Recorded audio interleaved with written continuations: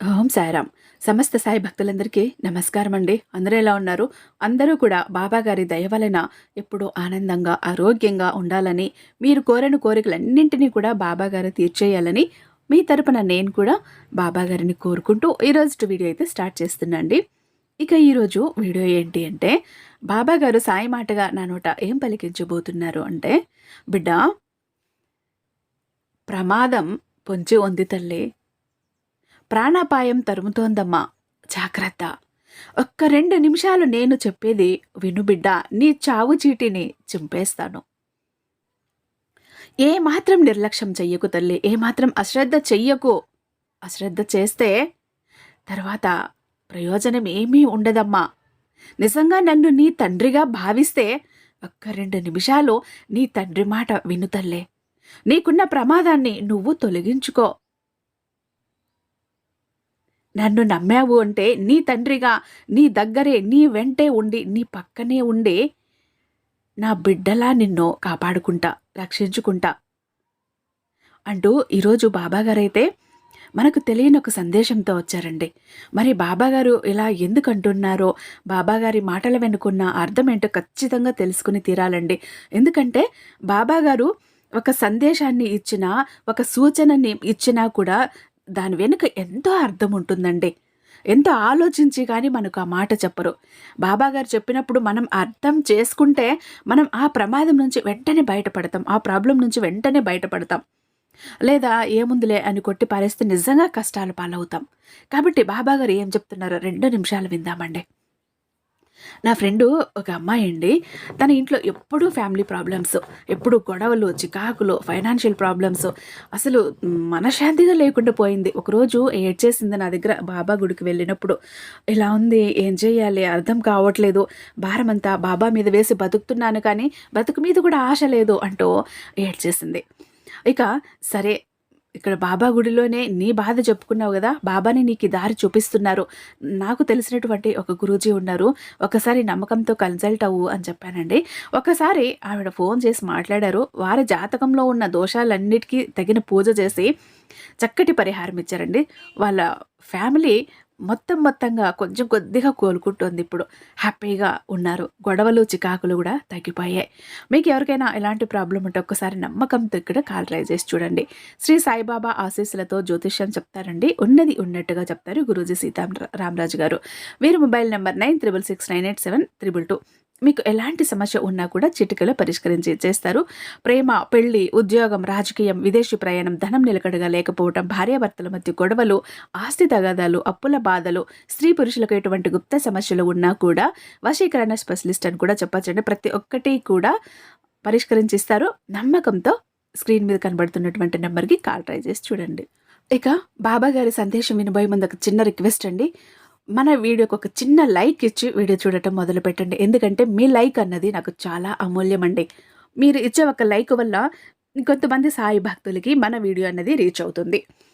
ఇక వీడియో ఎక్కడ స్కిప్ చేయకుండా చివరి దాకా చూస్తేనే బాబా గారు ఏం చెబుతున్నారు అన్నది అర్థమవుతుంది. అలాగే మన ఛానల్ని ఫస్ట్ టైం చూస్తున్నట్టయితే ఛానల్ని సబ్స్క్రైబ్ చేసుకుని మీ సపోర్ట్ నాకు అందివ్వండి. ఇక ఈరోజు బాబా గారు అయితే ఇలా అంటున్నారండి. బిడ్డ, జాగ్రత్తగా ఉండాల్సిన క్షణాలు వచ్చేసాయి తల్లే. నువ్వు ఎంత జాగ్రత్తగా ఉండాలి అంటే, నీకు ఏ కాస్త కష్టం అనిపించినా బాబా అని ఒక్కసారి పిలువు, పరుగున వచ్చి నిన్ను నేను కాపాడుకుంటాను. నా బిడ్డలాగా నిన్ను నేను రక్షించుకుంటాను. ప్రమాదం నుంచి నిన్ను బయట పడవేసేదాకా నీ తోడుగా, నీ నీడగా, నీ తండ్రిగా నీకు కనిపించకుండా నీతోనే ఉంటాను. నీకు వచ్చిన ప్రమాదం నుంచి నిన్ను బయట పడవేసి మరీ నేను వెళ్తాను బిడ్డ, నీకు నేను మాట ఇస్తున్నాను. కానీ బిడ్డ, ఇక్కడ నేను ఈరోజు ఒక చిన్న కథ చెప్తున్నాను. అది నిజంగా నా భక్తునికి జరిగినటువంటి ఒక సంఘటన. నా భక్తుడు ఎంతలా నమ్మాడో అన్నది మీరు కూడా తెలుసుకోవాలి. ఈ కథ ఎవరైతే వింటారో వాళ్ళకి అపమృత్యు దోషాలు, ప్రాణగండాలు, అనారోగ్య సమస్యల నుంచి బయటపడతారు. పడవేస్తాను కూడా. ఒక్క 2 నిమిషాలు విను తల్లి. ఎవరైతే అనారోగ్యంతో బాధపడుతూ ఉంటారో, ఎవరైతే మంచాన పడి ఉంటారో, ఎవరికైతే నయంగాని జబ్బులతో బాధపడుతూ ఉంటారో వాళ్ళు ఖచ్చితంగా ఈ కథ విన్నారు అంటే వారికి నేను నయం చేస్తాను అంటూ బాబాగారైతే ఈరోజు ఇలా అంటున్నారండి. ఇక బాబాగారి సందేశం విషయానికొస్తే, బాబాగారి పాద పద్మాలు ఆశ్రయిస్తే ఎటువంటి లోటు ఉండదు. ఆయన మన జీవితాన్ని కూడా నిర్ణయిస్తారు. బాబాగారు శరీరంతో ఉన్నప్పుడు చేసిన లీలలో మనకు తెలుసు. ఆయన శరీరంతో లేనప్పుడు చేసే లీలలో ఇంకా అద్భుతం, అమోఘం. బాబాగారి లీలల్లో ఎన్నో చూస్తూనే ఉన్నాం. అలాగే ఇప్పుడు ఒక అద్భుతమైన సంఘటన అండి నిజంగా జరిగినది. లక్ష్మీ రాజారావు దంపతులు బాబాగారే ఊపిరిగా జీవిస్తున్నారు ఇప్పటికీ కూడా. అయితే ఈయనకి బాబాగారంటే ప్రాణం. ప్రతి క్షణం బాబాగారు తప్ప ఈయనకు ఇంకో ప్రపంచమే లేదన్నమాట. ఒక్కసారి ఈ రాజారావు గారికి పక్షవాతం వస్తుంది. దానివల్ల కుడివైపు కొంచెం చాలా ఇబ్బంది పెడుతుందన్నమాట. డాక్టర్లు పరీక్ష చేస్తారు, వైద్యం చేస్తారు. బాబాగారి ఆశీస్సుల వల్ల అంతటి పెద్ద ప్రమాదం నుంచి కూడా చాలా తొందరగా బయటపడిపోతారు. కానీ డాక్టర్లు ఏం చెబుతారంటే, మెదడు వెనుక భాగంలో రక్తం గడ్డకట్టింది, ఇంకొకసారి ఎప్పుడైనా సరే మళ్ళీ ఇలాంటి స్ట్రోక్ వస్తుంది, జాగ్రత్తగా ఉండండి అని చెప్పారన్నమాట. అలా కొన్ని రోజులు అయిపోయిన తర్వాత రాజారావు గారి బంధువులు బద్రీనాథ్ యాత్రకి వెళ్తారు. రాజారావు గారిని ఆయన భార్యని కూడా రమ్మని చెప్తారన్నమాట. భార్య అంగీకరిస్తారు బద్రీనాథ్ యాత్ర వెళ్ళటానికి. కానీ రాజారావు గారు ఆలోచిస్తారు, ఎందుకంటే ఆయన ఆరోగ్యం సహకరించదు కాబట్టి. అంత దూరం వెళ్తే ఎలా అని అనుకుంటారు. ఇంకా బంధువుల బలవంతం మీద రాజారావు భార్య ఇద్దరూ బద్రీనాథ్ యాత్ర చెయ్యటానికి ఒప్పుకుంటారు. వీళ్ల ప్రయాణం మొత్తం 10 రోజులు. 9 రోజులు మొత్తం చాలా సంతోషంగా హాయిగా గడిచిపోతుంది. 10వ రోజు సాయంత్రం 4:30 గంటలకి బద్రీనారాయణ్ని పూజించి అక్కడ ఉన్న వాళ్ళందరూ మాట్లాడుకుంటూ ఉంటారు. ఆ మాట్లాడుకుంటున్న సమయంలో ఈ రాజారావు గారికి ఉన్నట్లుండి మైకం కమ్మినట్లు, తనకేదో అయిపోతున్నట్లు అలా పడిపోతారన్నమాట. స్పృహ తప్పి ఆయనతో పాటు వచ్చిన వాళ్ళు ఆయన భార్య చూసి చాలా కంగారు పడిపోతారు. ఏం జరిగిందా అని చెప్పి వెంటనే ఆయన దగ్గరికి వచ్చి చూసి జరిగిన విషయాన్ని తెలుసుకొని ఎలాగైనా సరే తనకు ట్రీట్మెంట్ అందించాలి అని చెప్పి అనుకుంటారు. సరే, అక్కడి నుంచి బయటపడాలి అంటే చాలా కష్టం. ఎందుకంటే అప్పటికే సన్నగా వర్షం ప్రారంభమైపోయింది. కానీ ఈయన్ని తీసుకెళ్ళకపోతే, ట్రీట్మెంట్ జరగకపోతే ఇంకా ఏదైనా ప్రమాదం జరిగేందుకు చాలా అవకాశాలు ఉన్నాయి అని చెప్పి వాళ్ళందరూ ఏం చేస్తారు అంటే ఎలాగైనా సరే హాస్పిటల్కి తీసుకువెళ్ళాలని అనుకుంటారు. అయితే వాళ్ళు ఏం చేస్తారు అంటే ఎలా అయినా సరే హాస్పిటల్కి తీసుకువెళ్ళాలని గట్టిగా సంకల్పం చేసుకొని ఇక అక్కడి నుంచి వీళ్ళు బయటపడి హాస్పిటల్కు వెళ్ళాలి అంటే ఉత్తరాఖండ్ వెళ్ళాలి. అక్కడికి వెళ్ళాలంటే దాదాపు ఒక 12 గంటల సమయం పడుతుంది. ఆ దారంతా చాలా వంకర్లుగా ఉండటం వల్ల ఆ దారిలో రాత్రి సమయంలో ప్రయాణించడం చాలా కష్టం అని చెప్పి అక్కడ సైన్యం కూడా చెప్తారు. కానీ తప్పనిసరి పరిస్థితుల్లో వాళ్ళు అంబులెన్స్లో ప్రయాణం చెయ్యాలని చెప్పి నిర్ణయించుకుంటారు. అప్పటికి అధికారులు చెప్తూనే ఉన్నారు, వర్షం వస్తోంది, రాత్రి సమయం ప్రయాణించటం చాలా ప్రమాదకరం, మీరందరూ కూడా ప్రమాదంలో పడిపోతారు, జాగ్రత్త అని చెప్పి చెప్తారు. అయినా సరే ఎలా అయినా సరే ఉత్తరాఖండ్ వెళ్ళటానికి నిర్ణయించుకుంటారు. ఈయన్ని స్ట్రెక్చర్తో అంబులెన్స్లోకి ఎక్కించేటప్పుడు ఈ రాజారావు గారికి కొంచెం స్పృహ ఉంది. ఆయన బాబాగారిని ఇలా ప్రార్థిస్తున్నారు, బాబా రక్షించో తండ్రి, ఇలాంటి పరిస్థితుల్లో వీళ్ళందరూ నాతో పాటు వచ్చి ఉన్నారు, వీళ్ళందరికీ ఏ చిన్న ఇబ్బంది ఉండకుండా కలగకుండా సురక్షితంగా మేము ఉత్తరాఖండ్ వెళ్ళిపోయేలా చెయ్యి తండ్రి బాబా అంటూ బాబాగారిని ప్రార్థిస్తున్నారు. అలా ప్రార్థించారో లేదో బాబాగారి యొక్క కృప చూడండి. అసలు ఆ రాత్రిపూట ఆ రోడ్డులో ఏ మాత్రం కొంచెం అదుపు తప్పినా వాళ్ళు అలకనంద నదిలో పడిపోతారు. కానీ బాబాగారి దయ వల్ల ఒకవైపు నుంచి కొండలు రాళ్ళు మీద పడుతున్నా, బురదగా ఉన్నా చాలా జాగ్రత్తగా వాళ్ళు ఉత్తరాఖండ్‌ని చేరుకున్నారు. ఇక్కడ ఒక సంఘటన జరిగింది. అలా వెళ్తున్న సమయంలో రాజారావు గారు బాబా గారిని ప్రార్థించారు. బాబా, నాతో పాటు రా బాబా, నాతో పాటు ప్రయాణించు బాబా, నాతో పాటు ఉండు తండ్రి, నీ మీద నమ్మకంతోనే నేను ప్రయాణం చేస్తున్నాను బాబా అని చెప్పి బాబా గారిని ప్రార్థించారు. ఈయన ప్రార్థనకి సమాధానంగానే ఆ బాబాగారే స్వయంగా వచ్చి రాజారావు దగ్గర కూర్చున్నట్లు, తన తలని బాబాగారి ఒడిలో పెట్టుకున్నట్లు ఆ స్పర్శ ఈ రాజారావు గారికి చాలా బాగా తెలిసింది. ఎంత అద్భుతమైన స్పర్శ అంటే, తల్లి పిల్లవాడిని ఎలా అయితే అక్కున చేర్చుకుంటుందో అలా చేర్చుకున్నట్టు బాబాగారి స్పర్శ రావుగారికి తెలిసింది. ఉదయం 7 గంటలకి ఉత్తరాఖండ్ హాస్పిటల్‌కి వీళ్ళ అంబులెన్స్ చేరుకున్నది.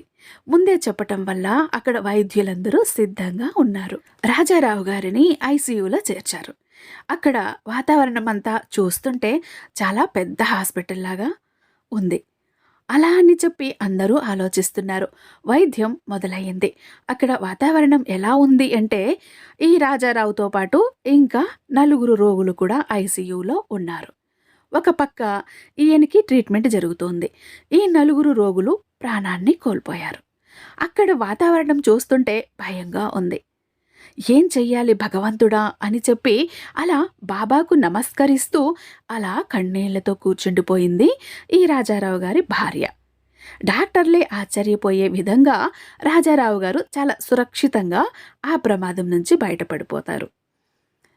ఇక ముందు రోజు 4:30 గంటలకి ఆయన స్ట్రోక్ వచ్చింది. ఉదయం 7 గంటలకి హాస్పిటల్‌కు తీసుకువస్తే నిజంగా డాక్టర్స్ ఆశ్చర్యపోయారన్నమాట. ఎలా ఆయన ప్రాణాల్ని కాపాడామో భగవంతుడికే తెలియాలి అని వాళ్ళు కూడా భగవంతుడిని నమస్కరించారు. ఈ పక్షవాతం వచ్చినప్పుడు కొంచెం ఆయనకి ఎడమ వైపు ఇబ్బంది పెట్టింది. ఆ ప్రమాదం నుంచి బయటపడ్డారు, కానీ ఈయనకు మళ్ళీ ఆందోళన పట్టుకుంది. ఎందుకంటే హాస్పిటల్ బిల్లు కట్టాలి. భార్యని అడిగారన్నమాట, మన దగ్గర ఎంత డబ్బులు ఉన్నాయి అని. భార్య చెప్తుంది, మనం తీర్థయాత్రలకు చివరి రోజుకి వచ్చేసాం కదా, కేవలం మన దగ్గర 50,000 రూపాయలు మాత్రమే ఉన్నాయి అని చెప్పి సమాధానం చెబుతుంది.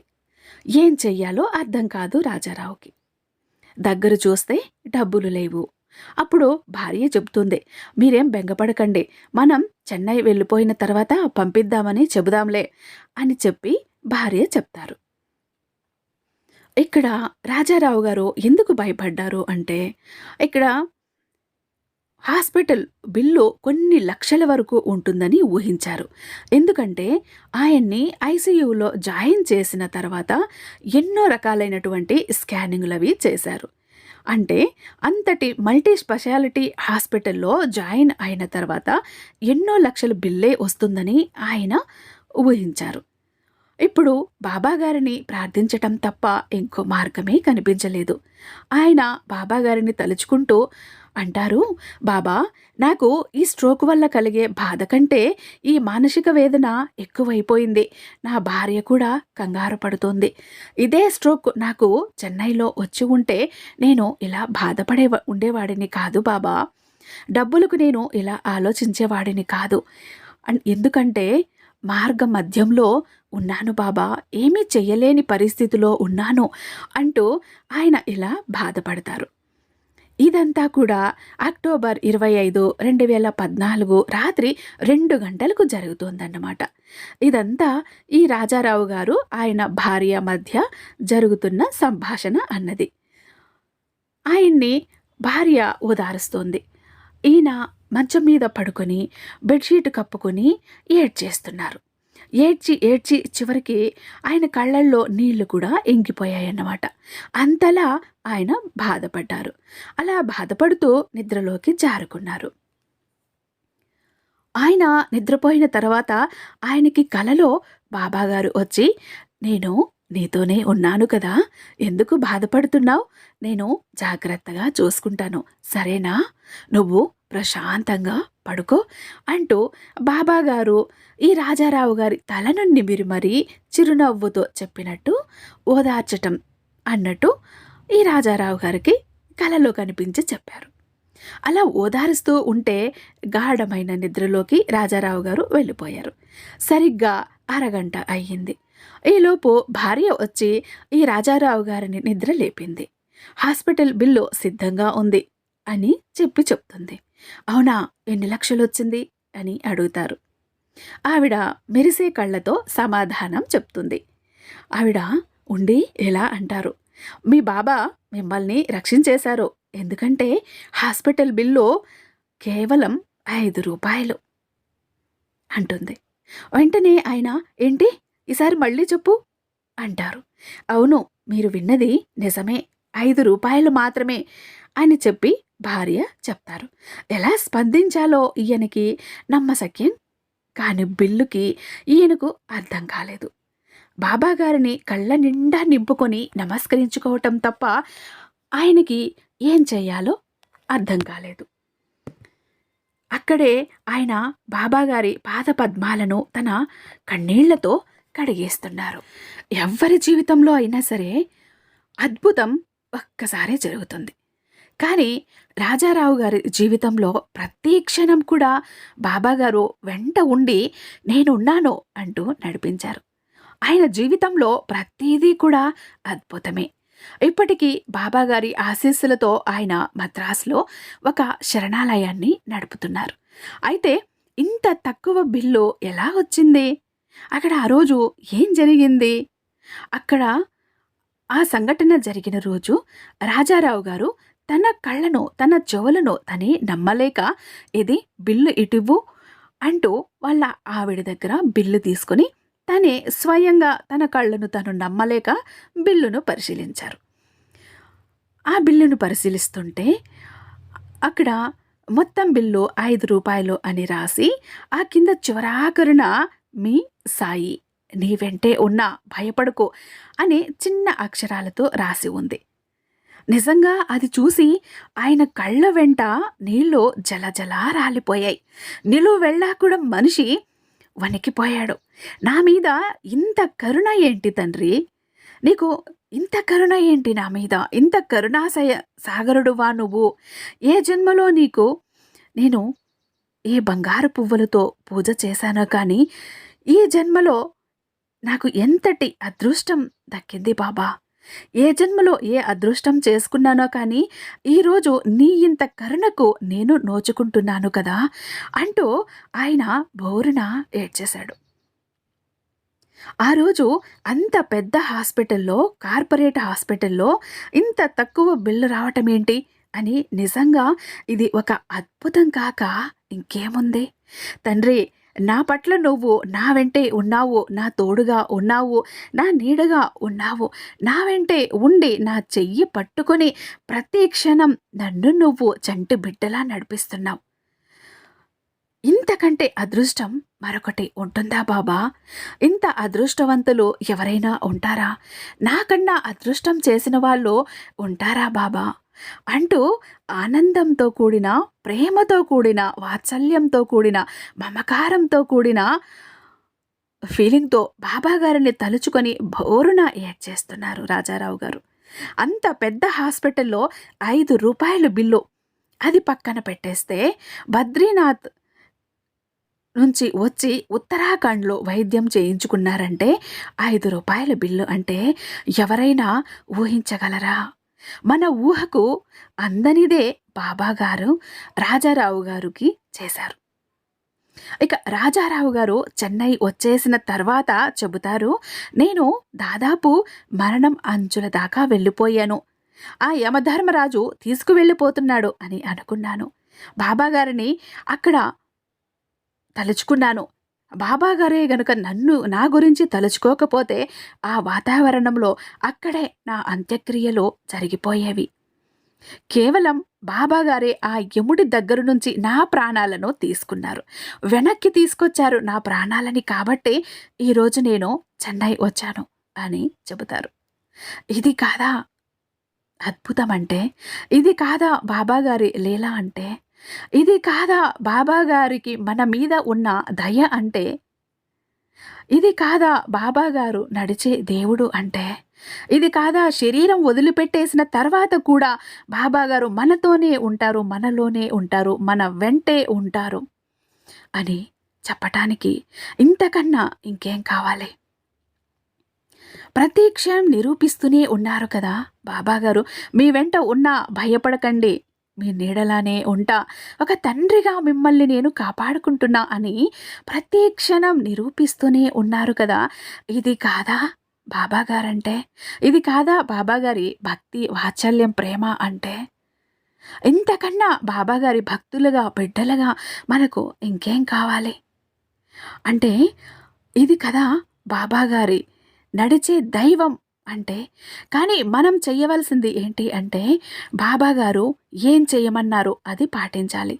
తల్లిదండ్రులను భగవంతుడిలా చూసుకోమన్నారు, వాళ్లను చూసుకోవాలి. పండితులను పూజించమన్నారు, అది చెయ్యాలి. అనాథల్ని జాగ్రత్తగా చూసుకోమన్నారు, అది చెయ్యాలి.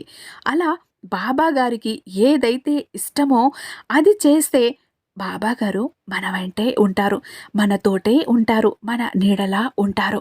ఇది మాత్రం తథ్యం. ఐ హోప్ ఈ వీడియో మీకు నచ్చే ఉందని భావిస్తున్నాను.